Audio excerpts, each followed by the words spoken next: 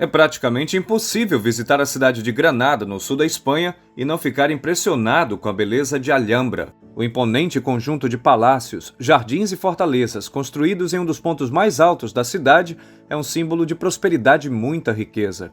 Entretanto, ao se afastar deste maravilhoso monumento histórico, que inclusive está entre os mais visitados do país, é possível ver que grande parte da riqueza da região ficou no passado. O sul da Espanha, que já foi a região mais rica do país, é hoje a mais pobre, com indicadores muito abaixo da região norte. A região de Andaluzia, onde está Granada, junto com Extremadura e as Ilhas Canárias, são as mais pobres do país e todas estão no sul, enquanto Madrid, País Basco e Catalunha, que estão situadas na metade norte da Península Ibérica, são as mais ricas. Mas qual é a real diferença econômica entre o norte e o sul da Espanha? Como o sul deixou de ser a região mais rica do país para ser a mais pobre? E será que essa diferença tem alguma relação com os movimentos independentistas que querem dividir o país? Se você quer saber as respostas, é só assistir esse vídeo, porque hoje vamos ampliar nosso conhecimento global sobre a Espanha e sua desigualdade regional.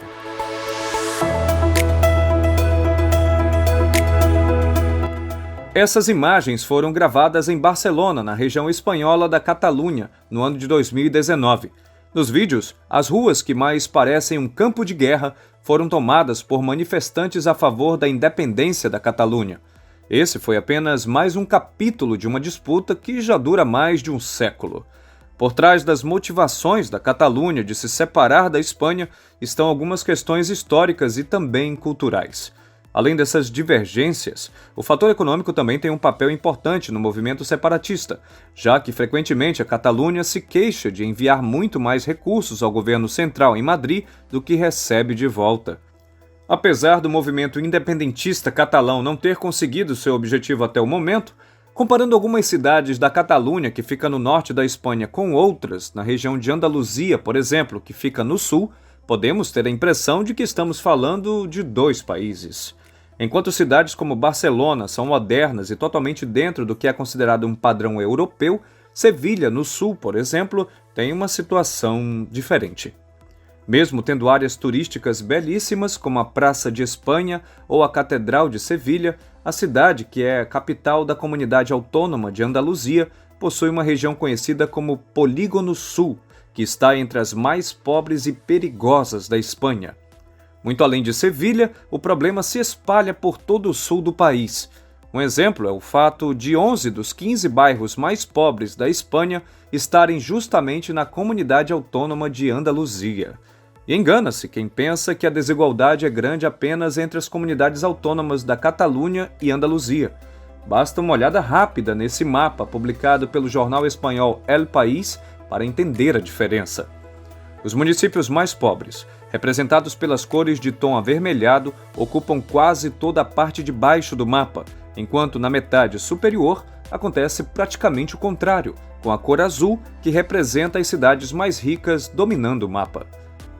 Ainda de acordo com o mapa, é praticamente possível traçar uma linha no meio do país, mais ou menos na altura da capital Madrid, e dividir as duas Espanhas, uma rica ao norte e a outra pobre na parte inferior.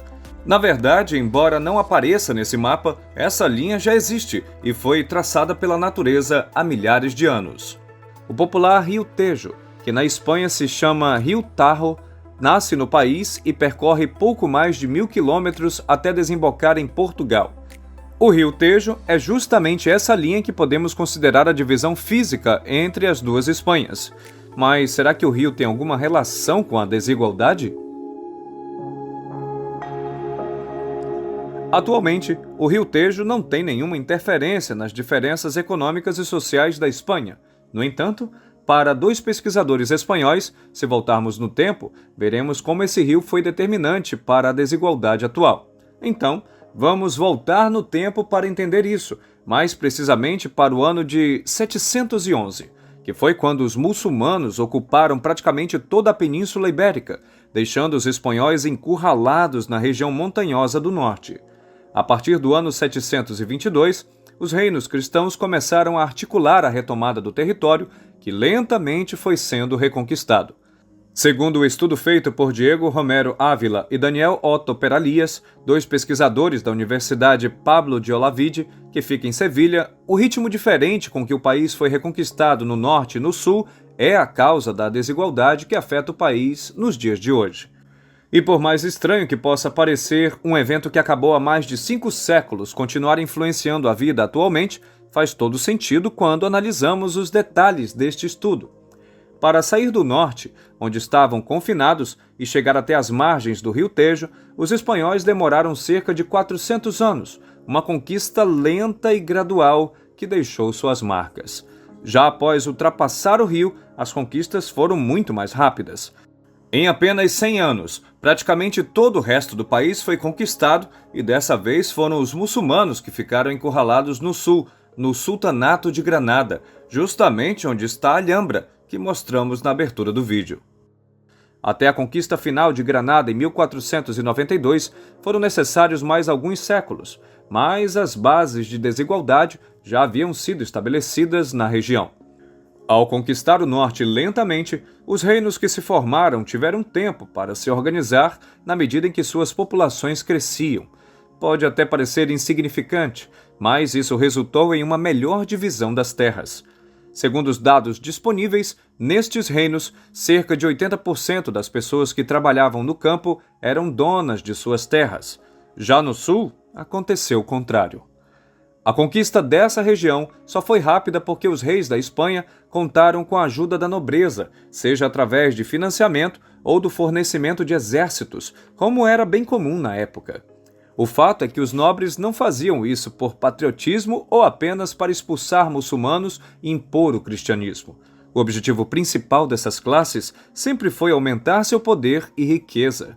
Por isso, quando finalmente recuperaram os territórios, os reis tiveram que entregar grandes extensões de terra como forma de agradecimento pela ajuda. Isso gerou um contraste com o número de proprietários de terras do norte. Enquanto na parte de cima do mapa 80% dos agricultores eram proprietários, no sul esse percentual era de apenas 30%. Outro ponto é que no norte os agricultores praticamente só pagavam impostos aos reis. Já no sul, além dos impostos reais, havia taxas cobradas pela nobreza para permitir os cultivos em suas terras. Essa pode ser considerada a raiz de toda a desigualdade, porém, devido a alguns fatores, foram necessários alguns séculos para que ela aparecesse. Nos primeiros séculos da Espanha unificada, o sul teve grande importância. Não podemos esquecer que foram dos portos dessa região que partiram as 2 primeiras expedições de Cristóvão Colombo em direção às Américas, e que os elos da região com as colônias trouxeram grande desenvolvimento. Mas, na medida em que o Império Espanhol se desmoronava e o mundo começava a viver a Revolução Industrial, as decisões de séculos atrás começaram a pesar. Antes da Revolução Industrial, a principal atividade econômica era a agricultura, e com os recursos que existiam na época, as 2 regiões produziam de maneira semelhante. Também é preciso levar em conta que, até esse momento, não existia na Espanha um sistema único de finanças estatais e sequer uma moeda única, o que tornava mais difícil comparar cada uma das regiões.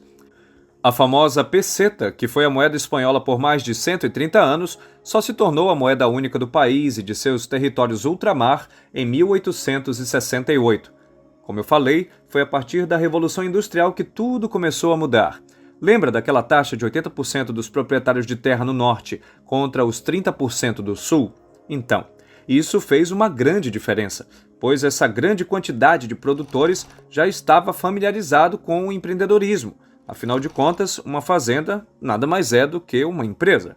Além disso, muitos possuíam recursos financeiros para começar novos empreendimentos. Ainda que a Espanha como um todo tenha se industrializado tardiamente em relação ao resto da Europa, no norte as indústrias se desenvolveram primeiro. Barcelona se tornou um importante polo de indústrias têxteis, enquanto o País Basco se converteu no centro das siderúrgicas da Espanha. Outro fator que remonta ao tempo de reconquista e que levou à desigualdade a partir da industrialização foi a educação. Como o norte foi povoado ao longo de vários séculos, as cidades estavam mais próximas umas das outras, o que favoreceu a construção de escolas e a educação da população. Enquanto isso, no sul, predominavam as grandes propriedades rurais, com pequenos povoados afastados uns dos outros. Sem contar que, para a nobreza, que dependia da mão de obra para suas terras, o estudo não era bem visto e nem incentivado.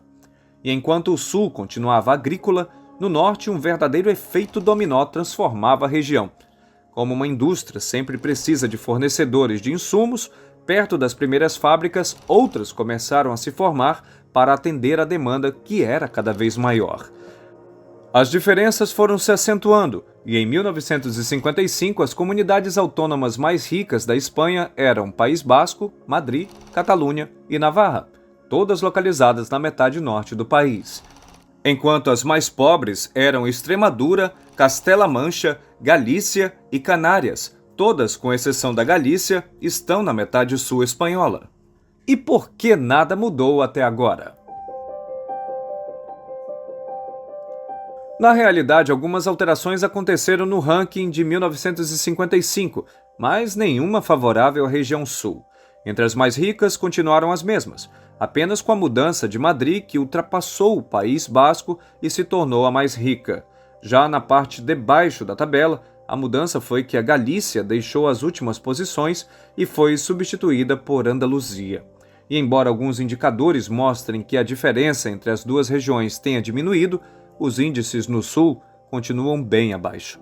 Por exemplo, nenhuma das 100 cidades com maior renda da Espanha está na parte sul.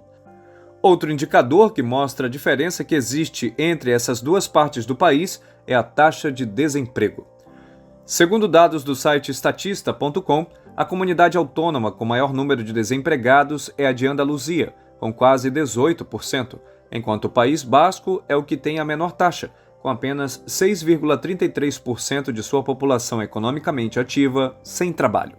E mesmo que as mudanças que ocorreram na Espanha e no mundo nas últimas décadas tenham servido para reduzir um pouco essa desigualdade, não foram suficientes para igualar as regiões. No norte, por exemplo, as indústrias perderam peso, porém o setor de serviços surgiu como um novo motor econômico e ajudou a região a manter e até melhorar os índices econômicos. A comunidade autônoma de Madrid, onde fica a capital do país, foi uma das que mais aproveitou essa mudança. Hoje, de cada 4 empregos gerados na Espanha, 1 está em Madrid. No sul, a economia também mudou, principalmente com o crescimento do turismo na Espanha, que favoreceu a região. Por conta do clima mais ameno, pelas praias e também pelos monumentos históricos, o sul do país se tornou um destino de férias para pessoas do mundo inteiro, principalmente europeus dos países do norte. O grande problema é que os empregos gerados no turismo são em sua maioria de pouca qualificação e com baixos salários, sem falar na questão da temporalidade, que faz com que muitos trabalhadores só tenham empregos em determinadas épocas do ano. A agricultura continua sendo importante para o sul do país, porém tem o mesmo problema do turismo, já que gera menos receitas do que as empresas de tecnologia, por exemplo, e emprega mão de obra mais barata e temporária. Existem outros fatores, como a geografia, porém neste vídeo o foco foi voltar no tempo e mostrar como um evento que acabou há mais de 500 anos continua influenciando a vida até hoje.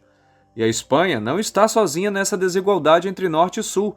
Existe um outro país que tem o mesmo problema, ainda que por razões diferentes. Eu estou falando da Itália, e se você quiser saber mais, já fizemos um vídeo sobre isso. É só clicar no vídeo que está aparecendo e já nos vemos por lá. Muito obrigado por assistir até aqui, abraços e até o próximo vídeo!